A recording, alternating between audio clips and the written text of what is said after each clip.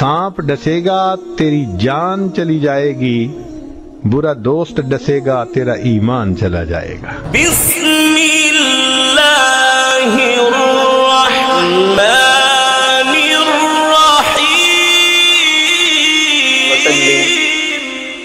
اللهم صل على سيدنا محمد وعلى آل سيدنا محمد وبارك وسلم۔ کتاب فطرت کے سرورق پر جو نام احمد رقم نہ ہوتا تو نقش ہستی ابھر نہ سکتا، وجود لوح و قلم نہ ہوتا۔ یہ محفل کن فگا نہ ہوتی جو امام امم نہ ہوتا۔ زمین نہ ہوتی، فلک نہ ہوتا، عرب نہ ہوتا، عجم نہ ہوتا۔ تیرے غلاموں میں بھی نمایاں جو تیرا عکس کرم نہ ہوتا، تو بارگاہ ازل سے ان کا خطاب خیر الامم نہ ہوتا۔ نہ روئے حق سے نقاب اٹھتا، نہ ظلمتوں کا حجاب اٹھتا۔ فروغ بخش نگاہ عرفاں اگر چراغ حرم نہ ہوتا۔ سیدنا ابراہیم علیہ السلام نے جب بیت اللہ شریف تعمیر کیا تو ایک دعا مانگی، ربنا وابعث فیہم رسولا۔ مفہوم یہ ہے کہ اے اللہ میں نے عبادت خانہ بنا دیا، آپ عبادت سکھانے والے کو بھیج دیجئے۔ میں نے مدرسہ بنا دیا، آپ پڑھانے والے کو بھیج دیجئے۔ نبی علیہ السلام نے ارشاد فرمایا کہ میں اپنے دادا ابراہیم کی دعا کی قبولیت بن کے دنیا میں بھیجا گیا۔ اب دیکھیے، دعا مانگنے والے ابراہیم خلیل اللہ، آمین کہنے والے اسماعیل ذبیح اللہ، جس جگہ پہ دعا مانگی اس جگہ کا نام بیت اللہ، جس سے دعا مانگی اس کا نام اللہ، جس نے اس دعا کا ذکر کیا اس کا نام کلام اللہ، اور جو دعا کی قبولیت بن کے تشریف لائے ان کا نام محمد الرسول اللہ صلی اللہ علیہ وسلم۔ ذکر حبیب کم نہیں وصل حبیب سے۔ محبوب کا تذکرہ کرنا ایسا ہی ہے کہ جیسا کہ ان سے ملاقات کرنا۔ آج کی مبارک محفل میں ہم پیارے آقا صلی اللہ علیہ وسلم کے محبت کے تقاضوں پہ گفتگو کریں گے تاکہ دل میں یہ بات موجزن ہو جائے، مضبوط سے اثبت ہو جائے کہ فقط محبت کا دعویٰ یہ کافی نہیں ہے، بلکہ اس کے کچھ تقاضے ہیں جو کہ پورا کرنا پڑتے ہیں۔ چنانچہ ایمان کا تقاضا یہ ہے کہ انسان کے دل میں ہر محبت سے بڑھ کے اللہ کے محبوب کی محبت ہے۔ سیدنا عمر رضی اللہ عنہ کے نبی کی خدمت میں تشریف لائے، عرض کرنے لگے، پیارے آقا صلی اللہ علیہ وسلم، آپ کی ذات مجھے ہر چیز سے زیادہ محبوب ہے سوائے اپنی جان کے۔ نبی علیہ السلام نے ارشاد فرمایا، عمر تم ایمان میں اس وقت تک کامل نہیں ہو سکتے جب تک کہ میری ذات تمہیں تمہاری اپنی جان سے بھی زیادہ محبوب نہ ہو جائے۔ انہوں نے یہ سنا تو عرض کرنے لگے، اللہ کے نبی اب تو آپ کی ذات مجھے اپنی جان سے بھی زیادہ محبوب لگنے لگی۔ تو نبی علیہ السلام نے ارشاد فرمایا کہ ہاں عمر، اب تیرا ایمان بھی مکمل ہو گیا۔ حضرت انس رضی اللہ فرماتے ہیں کہ ایک صحابی نے اللہ کے نبی سے سوال پوچھا، اللہ کے نبی متی الساعہ، قیامت کب آئے گی؟ نبی علیہ السلام نے جواب دینے کی بجائے کاؤنٹر کویسچن کیا کہ آپ نے قیامت کے لیے تیاری کیا کر رکھی ہے؟ ورز کرنے لگے، اللہ کے نبی نہ نمازیں ہیں، نہ روزہ ہے، نہ حج ہے، نہ نیک اعمال ہے، لیکن اللہ اور اس کے رسول کے ساتھ محبت بہت ہے۔ پیارے آقا صلی اللہ علیہ وسلم نے ارشاد فرمایا، انت مع من احبہ، تو اسی کے ساتھ ہوگا جس سے تو محبت کرتا ہے۔ تو اس محبت کا پہلا تقاضا توقیرہ و تقدیرہ علیہ السلام، دل میں پیارے آقا صلی اللہ علیہ وسلم کی عظمت اور توقیر کا ہونا۔ قرآن عظیم الشان پروردگار نے ارشاد فرمایا، انا ارسلناک شاہدا ومبشرا ونذیرا لِتُؤْمِنُوا بِاللَّهِ وَرَسُولِهِ وَتُعَزِّرُوا وَتُوَقِّرُوا وَتُسَبِّحُوهُ بُكْرَةً وَأَصِيلًا۔ اگر دل میں پیارے آقا صلی اللہ علیہ وسلم کی عظمت اور توقیر نہیں ہے، آپ کی عظمت کا استحضار نہیں ہے، تو محبت کا دعویٰ یہ جھوٹا دعویٰ ہے۔ چنانچہ حضرات صحابہ اللہ کے نبی کی محفل میں جب تشریف فرما ہوتے تو اتنے باادب ہو کے بیٹھتے کہ دیکھنے والے کو یوں لگتا کہ جیسے صحابہ کے سروں پہ پرندے بیٹھے ہیں، ابھی یہ ہلیں گے اور یہ پرندے اڑ جائیں گے۔ گویا کہ باوضو ہو کے، ادب کے ساتھ، یکسو ہو کے اللہ کے نبی کی خدمت میں بیٹھا کرتے۔ اور پھر یہی سلسلہ امت میں چلا۔ حضرات محدثین جنہوں نے احادیث کو اپنی زندگی کا اوڑھنا بچھونا بنایا، آپ ان کے حالات کا مطالعہ کر کے دیکھیے کہ ان حضرات کے دلوں میں اللہ کے نبی کے فرامین کی عظمت کیسی تھی۔ امام مالک رحمۃ اللہ علیہ کے پاس اگر کوئی شخص مسئلہ پوچھنے آتا، حضرت آنے والے کو مسئلہ بتا دیتے۔ اگر آنے والا شخص یہ کہتا کہ میں اللہ کے نبی کی احادیث سننے کے لیے آیا ہوں، امام مالک رحمۃ اللہ علیہ غسل فرماتے، جبہ زیبتن فرماتے، اور گھر میں اونچی جگہ تھی وہاں تشریف فرما ہوتے، اور اس طرح عظمت کے ساتھ اللہ کے نبی کی حدیث مبارکہ بیان کرتے۔ چنانچہ ایک محدث امام جعفر صادق، ان کے حالات میں یہ بات پڑی کہ بڑے ہنس مکھ تھے، جولی فیلو تھے، لیکن حدیث مبارکہ کا تذکرہ آتا تو ایسے چہرہ ہو جاتا جیسا کسی نے چہرے سے خون کو نچوڑ لیا ہے۔ عبداللہ بن قاسم کے حالات میں یہ بات پڑی کہ جب بھی ان کے سامنے حدیث مبارکہ کا تذکرہ آتا، اگرچہ لیٹے ہوئے بھی ہوتے اٹھ کے بیٹھ جاتے، کبھی بھی اللہ کے نبی کے متعلق یا حدیث کے متعلق سوال کا جواب لیٹ کے نہ دیتے، متوجہ ہو کے بیٹھتے اور بے ٹیک بیٹھ کے اللہ کے نبی کے فرامین اور حدیث مبارکہ کا جواب دیتے۔ اللہ کے نبی کے ساتھ محبت کا دوسرا تقاضا عدم التقدیم بین یدیہ وغض الصوت عندہ، کہ اللہ کے نبی کے حکم کے آگے پیش قدمی نہ کی جائے اور آپ کی آواز سے اپنی آواز بلند نہ کی جائے۔ قرآن عظیم الشان پروردگار عالم فرماتے ہیں لا ترفعوا اصواتکم فوق صوت النبی ولا تجہروا له بالقول کجہر بعضکم لبعض ان تحبط اعمالکم وانتم لا تشعرون۔ تمہارے اعمال ضائع کر دیے جائیں گے اور تمہیں اس بات کا شعور بھی نہیں ہوگا۔ اس لیے علماء نے فرمایا کہ یہ مسئلہ آج بھی ایسا ہی ہے کہ جس محفل میں پیارے آقا صلی اللہ علیہ وسلم کی حدیث مبارکہ پڑھی جائے یا نعت رسول مقبول پڑھی جائے، وہاں پہ چیخ و پکار نہ ہو، اور بندہ اگر مواجہ شریف کے سامنے حاضر ہو وہاں پہ بھی درود مبارکہ مناسب آواز میں پڑھے، چیخ کے نہ پڑھے۔ قرآن کریم کا یہ حکم اور یہ ادب آج بھی ایسا ہی ہے۔ چنانچہ اس محبت کا اگلا تقاضا حب الصحابۃ و اہل البیت، صحابہ کرام کے ساتھ بھی محبت ہو اور اہل بیت کے ساتھ بھی محبت ہو۔ پیارے آقا صلی اللہ علیہ وسلم نے ارشاد فرمایا اصحابی کالنجوم، میرے صحابہ ستاروں کی مانند ہیں، فبأیہم اقتدیتم اہتدیتم، جس کے بھی پیچھے چلو گے ہدایت پا جاؤ گے۔ پیارے آقا صلی اللہ علیہ وسلم نے ارشاد فرمایا کہ مثل اصحابی کمثل الملح فی الطعام، میرے صحابہ کی مثال کھانے میں نمک کی مانند ہے، جس طرح نمک کے بغیر کھانا بے لذت ہے، میرے صحابہ کے بغیر ایمان بے لذت ہے۔ نبی علیہ السلام نے ارشاد فرمایا کہ جو میرے صحابہ سے محبت کرے گا وہ میری محبت کی وجہ سے ان سے محبت کرے گا۔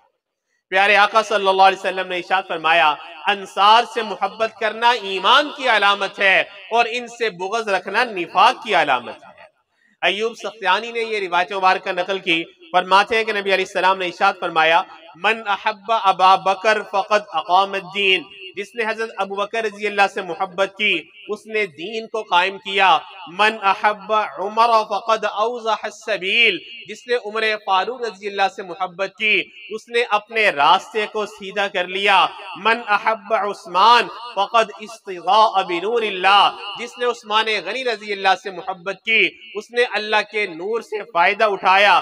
من احب علی فقد اخذ بالعروۃ الوثقی، جس نے علی رضی اللہ سے محبت کی اس نے اللہ کی رسی کو مضبوطی کے ساتھ پکڑ لیا۔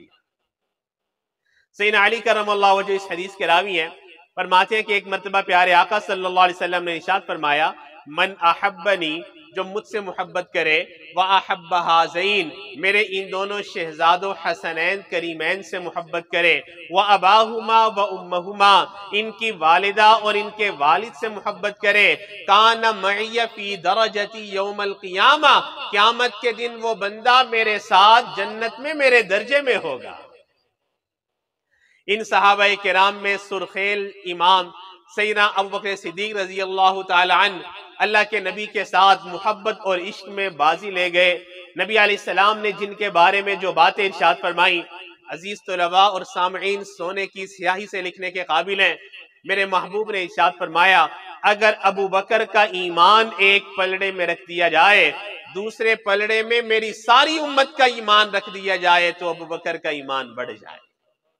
پیارے آقا صلی اللہ علیہ وسلم نے ارشاد فرمایا کہ اللہ نے جس مٹی سے مجھے بنایا اسی مٹی سے ابو بکر کو بنایا، مٹی بچ گئی تھی، اللہ نے عمر کو بھی بنا دیا۔ ایک جگہ کی مٹی تھی، اللہ نے ایک جگہ پہ پہنچایا۔ نبی علیہ السلام نے ارشاد فرمایا، حضرت امام ربانی مجدد ثانی رحمۃ اللہ علیہ نے اپنے مکتوبات کے اندر اس کو نقل کیا کہ قیامت کے دن جو مقام پروردگار اپنے محبوب کو دیں گے وہی درجہ صدیق اکبر رضی اللہ کو بھی ملے گا۔ فرق صرف اتنا ہوگا، ایک محل کے دو پورشن ہوں گے، اوپر اللہ کے نبی قیام فرمائیں گے، نیچے ابوبکر صدیق رضی اللہ قیام فرمائیں گے۔ چنانچہ اس محبت کی اس سے بڑی مثال کیا ہو سکتی ہے کہ پیارے آقا صلی اللہ علیہ وسلم نے جب پہلی مرتبہ چندے کا اعلان کیا، غزوہ تبوک کا موقع تھا، صحابہ کرام نے اللہ کے نبی کے حکم پہ لبیک کہتے ہوئے اپنا تن من دھن نچھاور اللہ کے نبی کے قدموں میں کیا، اور صدیق اکبر رضی اللہ نے اللہ کے نبی کے ساتھ کیا وفاداری نبھائی۔ شاعر مشرق علامہ اقبال نے اس واقعے کو اپنے اشعار کے اندر بند کیا، فرماتے ہیں، ایک دن رسول پاک نے اصحاب سے کہا، دے مال راہ حق میں جو ہوں تم میں مالدار، ارشاد سن کر فرتے طرف سے عمر اٹھے، اس روز سے درہم ان کے پاس کئی ہزار، لائے غرض مال رسول امی کے پاس، ایثار کی ہے دست نگر ابتدائے کار۔ پوچھا حضور سرور عالم نے، اے عمر، اے وہ کہ جوش حق سے تیرے دل کو ہے قرار، رکھا ہے کچھ عیال کی خاطر بھی تو نے، مسلم ہے اپنے خویش و اقارب کا حق گزار، کی عرض نصف مال ہے فرزند و زن کا حق، باقی جو ہے وہ ملت بیضا پہ ہے نثار، اتنے میں وہ رفیق نبوت بھی آ گیا، اتنے میں وہ رفیق نبوت بھی آ گیا، جس سے بنائے عشق و محبت ہے استوار، لے آیا اپنے ساتھ وہ ماہ وفا سرش، ہر چیز جس کا چشم جہاں میں ہو اعتبار، بولے حضور چاہیے کچھ فکر عیال بھی، کہنے لگا یہ عشق و محبت کا رازدار، اے تجھ سے دیدہ ماہ انجمن فروغ گیر، اے تیری ذات باعث تکوین روزگار، پروانے کو چراغ ہے بلبل کو پھول بس، صدیق کے لیے خدا کا رسول ہے بس۔ چنانچہ کسی بھی شخصیت کو اٹھا کے دیکھ لیجئے، ہر صحابی اللہ کے نبی کی محبت میں ایسا معجزن اور ایسا ان کے دل میں اللہ کے نبی کی محبت رچی بسی ہوئی کہ ان کے دل میں ہر محبت سے بڑھ کے میرے محبوب کی محبت۔ اس محبت کا اگلا تقاضا الاقتداء بہ، کہ جس سے محبت ہو اس کی اتباع بھی کی جائے۔ ہم کہتے ہیں اللہ کے نبی میں آپ پر صدقے اور قربان، لیکن نمازیں 5 نہیں پڑھی جاتی، ویسے میں آپ پہ صدقے اور قربان، لیکن آپ کی سنت پہ عمل نہیں ہوتا۔ یہ محبت کا جھوٹا دعویٰ ہے۔ محبت کا دستور ہے ان المحب لما يحب مطیع، محب اپنے محبوب کا مطیع اور فرما بردار ہوتا ہے۔ انسان کو جس سے محبت ہوتی ہے اس کی رفتار، گفتار، عادات، وضاقتہ، شکل و شباہت، ہر چیز میں انسان اپنے محبوب کے رنگ میں رنگنے کی کوشش کرتا ہے۔ صدیق اکبر رضی اللہ کے نبی کی زندگی میں کس حد تک رنگے ہوئے تھے کہ جب اللہ کے نبی ہجرت کے سفر میں ہیں اور مدینہ کے لوگ رسپانسیبل تھے، اللہ نے ان کو ٹریلینز آف برین سیلز دیے تھے، چنانچہ ان کو بھی اشتباہ ہو گیا، انہوں نے آگے بڑھ کے حضرت ابوبکر رضی اللہ سے مصافحہ کرنا شروع کر دیا کہ شاید یہ اللہ کے نبی ہیں۔ اور حضرت ابوبکر رضی اللہ کا ادب دیکھیے کہ سب سے ملتے رہے، بتایا کسی کو نہیں۔ سورج جب بلند ہوتا ہے، سورج کی کرنوں نے اللہ کے نبی کے مبارک رخساروں کے بوسے لیے، اب ابوبکر رضی اللہ اٹھتے ہیں، اپنی چادر سے اللہ کے نبی کے اوپر سایہ کرتے ہیں۔ اس وقت لوگوں کو پتہ چلتا ہے امام کون ہے، مقتدی کون ہے، آقا کون ہے، غلام کون ہے، نبی کون ہے، امتی کون ہے۔ تو اصل اور نقل اس حد تک قریب تھے کہ دیکھنے والے کو شبہ ہو جاتا۔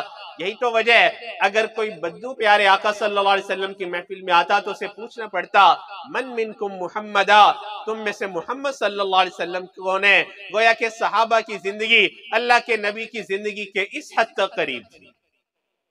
ہم اپنے اکابر علماء دیوبند کی زندگی کو دیکھیں، اللہ رب العزت نے میرے اکابر علماء دیوبند کو یہ شان عطا فرمائی تھی، ہر باطل سے ٹکراتے تھے، جلال شاہی کو خاطر میں نہیں لاتے تھے، استقامت کے ساتھ اطاعت کا پیکر بن جانا میرے اکابر علماء دیوبند کی زندگی کا خاصہ تھا۔ جب یہ حضرات مسند حدیث پہ بیٹھتے، عسقلانی اور قسطلانی کی یادیں تازہ کر دیتے، جب یہ حضرات مسند ارشاد پہ بیٹھتے، جنید و بایزید کی یادیں تازہ کر دیتے۔ حجت اللہ فی الارض، قاسم العلوم فی الخیرات، حضرت مولانا قاسم نانوتوی رحمت اللہ علیہ، فرنگی نے وارنٹ گرفتاری جاری کر دیا، حضرت 3 دن روپوش رہے، 3 دن کے بعد باہر تشریف لے آئے۔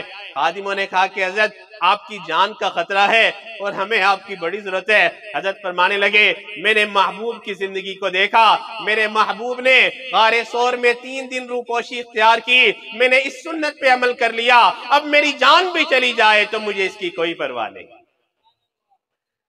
حضرت مجدد ثانی رحمت اللہ علیہ ایک مرتبہ داڑھ میں کیویٹی ہو گئی، حضرت نے اپنے خادم سے کہا لونگ لے کے آؤ، وہ اللہ کا بندہ 2 لونگ لے آیا، حضرت نے اتنا ڈانٹا، فرمانے لگے تجھے نہیں پتا اللہ وطر و یحب الوطر، اللہ تاک ہے اور تاک کو پسند کرتا ہے، تجھے چاہیے تھا 1 لونگ لے کے آتا یا 3 لونگ لے کے آتا، اتنے معمولی عمل میں بھی تجھے سنت کا لحاظ رکھنا چاہیے تھا۔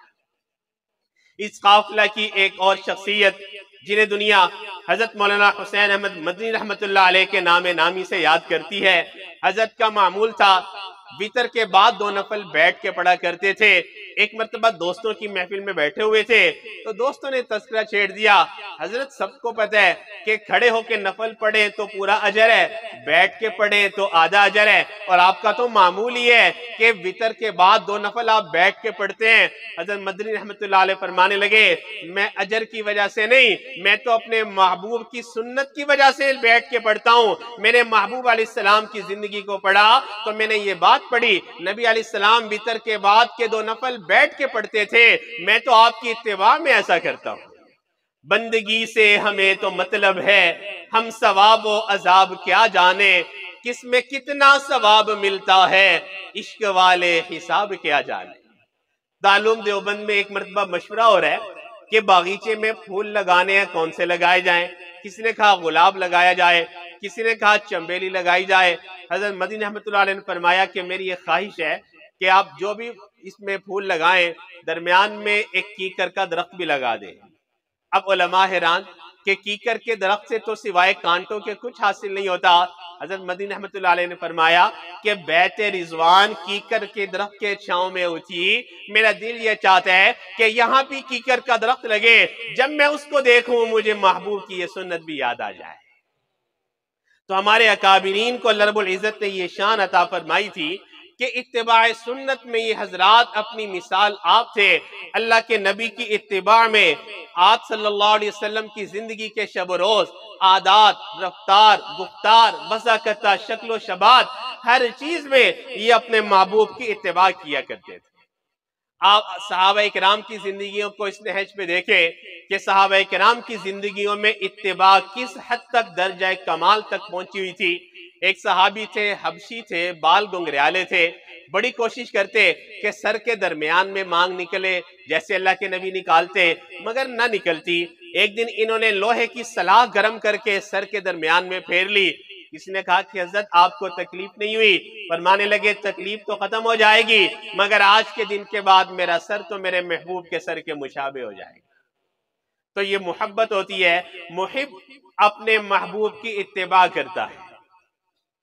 چنانچہ اس محبت کا اگلا تقاضا بغض من ابغض اللہ و رسول، جو اللہ اور اس کے رسول کا دشمن ہے بندہ اس کو اپنا دشمن سمجھے۔ دیکھیے ماں کو بیٹے سے محبت ہوتی ہے، جو اس کی اولاد سے محبت کرتے ہیں ماں کو وہ شخص اچھا لگتا ہے، اور جو اس کی اولاد کو ناپسندیدہ کا اظہار کرتے ہیں ماں کو وہ شخص اچھا نہیں لگتا۔ چنانچہ حضرات صحابہ کی زندگی کو آپ اس نہج میں دیکھیں۔ غزوہ بدر کے بعد صدیق اکبر رضی اللہ کے بیٹے مسلمان ہوتے ہیں، تو ایک مرتبہ انہوں نے کہا کہ ابا جان بدر کے دن آپ میری تلوار کی زد میں بار بار آ رہے تھے، میں باپ سمجھ کے چھوڑ رہا تھا۔ صدیق اکبر رضی اللہ نے جواب دیا، اللہ کی قسم اگر تو میری تلوار کی زد میں آتا تو میں تجھے بیٹا سمجھ کے نہ چھوڑتا، کیونکہ تو میرا دشمن نہیں اللہ اور اس کے رسول کا دشمن تھا۔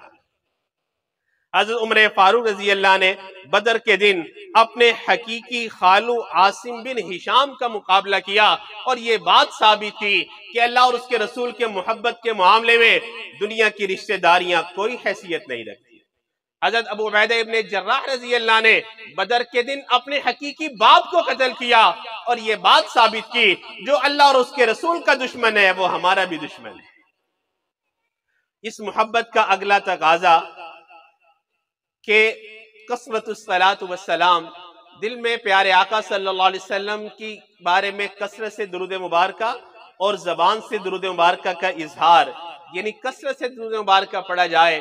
قرآن عظیم الشان پروردگار عالم ارشاد فرماتے ہیں ان اللہ وملائکتہ یصلون علی النبی یا ایھا الذین آمنوا صلوا علیہ وسلموا تسلیما۔ آپ بھی میرے ساتھ پڑھ لیجئے اللہم صلی علی سیدنا محمد وعلی آل سیدنا محمد وبارک وسلم۔ اب ان درود مبارکہ کے فضائل سنیے۔ پیارے آقا صلی اللہ علیہ وسلم نے ارشاد فرمایا کہ ٹھنڈا پانی آگ کو اتنی جلدی نہیں بجھاتا جتنی جلدی درود مبارکہ انسان کے گناہوں کی آگ کو بجھا دیتا ہے۔ نبی علیہ السلام نے ارشاد فرمایا، حضرت سیدنا علی کرم اللہ وجہ جو اس حدیث کے راوی ہیں فرماتے ہیں کہ جو مجھ پہ درود مبارکہ پڑھنا بھول گیا در حقیقت وہ بندہ جنت کا راستہ ہی بھول گیا۔ ایک صحابی سید القراء ابی ابن کعب رضی اللہ، انہوں نے اللہ کے نبی سے سوال پوچھا، اللہ کے نبی میں آپ پہ کتنا درود مبارکہ پڑھوں؟ نبی علیہ السلام نے فرمایا جتنا پڑھ سکتے ہو پڑھو۔ انہوں نے کہا اللہ کے نبی اگر میں دن کا آدھا حصہ آپ پہ درود مبارکہ پڑھ لیا کروں، باقی آدھے حصے میں باقی تسبیحات تحمید تذکیر کر لیا کروں، تو نبی علیہ السلام نے ارشاد فرمایا اگر تم ہر وقت مجھ پہ درود مبارکہ پڑھو گے اللہ تجھے ہر غم سے نجات دے گا، ہر تنگی کو راحت میں بدلے گا، تجھے ایسی جگہ سے رزق دے گا جہاں سے تجھے گمان بھی نہیں ہوگا۔ نبی علیہ السلام نے ارشاد فرمایا جو مجھ پہ ان الفاظ کے ساتھ درود مبارکہ پڑھے جزا اللہ عنا محمدا ما هو اہلہ، ایک مرتبہ درود مبارکہ پڑھنے پر 70 فرشتے 1000 دنوں تک نیکیاں لکھتے رہتے ہیں۔ عزیز سامعین، یہ درود مبارکہ اس دن کام آئے گا جس دن دنیا کا کوئی اپنا کام نہیں آئے گا۔ ایک روایت مبارکہ سنیے پھر اپنی بات مکمل کرتے ہیں۔ اخرجہ ابن ابی دنیا والنمیری فی کتاب الاعلام، ابن ابی دنیا اور نمیری نے اپنی کتاب الاعلام کے اندر اس حدیث کو نقل کیا، اور حضرت عبداللہ رضی اللہ اس حدیث کے راوی ہیں۔ فرماتے ہیں کہ نبی علیہ السلام نے ارشاد فرمایا قیامت کے دن اللہ رب العزت حضرت آدم علیہ السلام کو لمبا قد عطا کریں گے، اور وہ 2 سبز کپڑوں میں لپٹے ہوں گے، اپنی اولاد کو دیکھ رہے ہوں گے کون جنت میں جا رہا ہے کون جہنم میں جا رہا ہے۔ آدم علیہ السلام کی اچانک نظر پڑے گی امت محمدیہ کا ایک بندہ ہے، فَيَجِرُّ إِلَى النَّارِ، فرشتے اس کو جہنم کی طرف دھکیل کے لے جا رہے ہیں۔ آدم علیہ السلام پکاریں گے یا احمد یا احمد، اے محمد صلی اللہ علیہ وسلم دیکھیے دیکھیے وہ آپ کی امت کا بندہ جہنم میں لے جایا جا رہا ہے۔ نبی علیہ السلام فرماتے ہیں فَأَشَدَّ مِئْزَرًا، میں اپنا ازار کس لوں گا اور ان فرشتوں کے پیچھے بھاگوں گا۔ عرب میں ایک جملہ بولا جاتا ازار کسنا یعنی فل ول پاور کے ساتھ کسی کام کے لیے قدم اٹھانا۔ اللہ کے نبی فرماتے ہیں میں ازار کس لوں گا اور ان فرشتوں کے پیچھے بھاگوں گا اور انہیں کہوں گا یا رسول ربی قفو قفو، اے میرے رب کے نمائندوں ٹھہرو ٹھہرو میری بات سنو۔ وہ جواب دیں گے نحن غلاظ شداد لا نعصین اللہ ما امرنا، ہم بڑے سخت ہیں، ہمیں جس بات کا حکم دیا جائے ہم اس کے خلاف نہیں کرتے۔ نبی علیہ السلام فرماتے ہیں میں بڑا نا امید ہو جاؤں گا، انہوں نے میری بات کا انکار کر دیا۔ پھر اللہ کے نبی فرماتے ہیں میں اپنے بائیں ہاتھ سے اپنی ریش پکڑوں گا اور عرش کی طرف لجاجت سے دیکھوں گا۔ عرب میں کسی بڑے سے بات منوانے کا یہ طریقہ ہوتا، بائیں ہاتھ سے ریش پکڑ کے لجاجت سے اس کی طرف دیکھا جائے۔ اللہ کے نبی فرماتے ہیں میں یہ عمل کروں گا اور اللہ سے کہوں گا یا ربی قد وعدتنی اللہ تخزینی بھی، اے اللہ آپ نے مجھ سے وعدہ نہیں کیا تھا میری امت کے بارے میں آپ مجھے رسوا نہیں کریں گے۔ فیأتی النداء من قبل العرش، عرش سے آواز آئے گی اطیعوا محمدا اطیعوا محمدا، محمد صلی اللہ علیہ وسلم کی بات کو مانو اور اس بندے کو میزان پہ پیش کرو۔ یہ بندہ میزان پہ لایا جائے گا۔ نبی علیہ السلام فرماتے ہیں میں ایک بطاقہ چھوٹی سی پرچی نکالوں گا اور بسم اللہ پڑھ کے نیکیوں کے پلڑے میں رکھوں گا، جیسے ہی رکھوں گا نیکیوں کا پلڑا بھاری ہو جائے گا، گناہ ہلکے ہو جائیں گے۔ فرشتہ اعلان کرے گا سعید و سعید جدہ، یہ بندہ نیک ہو گیا، اس کے جد نیک ہو گئے، اس کو جنت میں لے جاؤ، اس کو جنت میں لے جاؤ۔ وہ بندہ کھڑا ہو جائے گا کہے گا بھی ابی انت و امی، میرے ماں باپ آپ پہ قربان ہو جائیں، ما احسن وجہک الکریم، آپ کا چہرہ کتنا خوبصورت ہے، آپ کتنے کریم ہیں، من انت آپ کون ہیں؟ آگے سے جواب آئے گا انا نبیک محمد صلی اللہ علیہ وسلم، میں تیرا نبی محمد ہوں اور یہ پرچی اس درود مبارکہ کی ہے جو تو دنیا میں میرے پہ پڑھتا تھا، آج یہ تیرے کام آیا اور اللہ نے تیری بخشش فرما دی۔ سلام اس پر کہ جس نے بے کسوں کی دستگیری کی، سلام اس پر کہ جس نے بادشاہی میں فقیری کی، سلام اس پر کہ جس کے گھر میں چاندی تھی نہ سونا تھا، سلام اس پر کہ ٹوٹا بوریا جس کا بچھونا تھا، سلام اس پر جو سچائی کی خاطر دکھ اٹھاتا تھا، سلام اس پر جو بھوکا رہ کے اوروں کو کھلاتا تھا، سلام اس پر کہ جس نے خون کے پیاسوں کو قبائیں دیں، سلام اس پر کہ جس نے گالیاں سن کر دعائیں دیں، سلام اس پر کہ جس نے فضل کے موتی بکھیرے ہیں، سلام اس پر بروں کو جس نے فرمایا کہ میرے ہیں۔ وآخر دعوانا ان الحمدللہ رب العالمین۔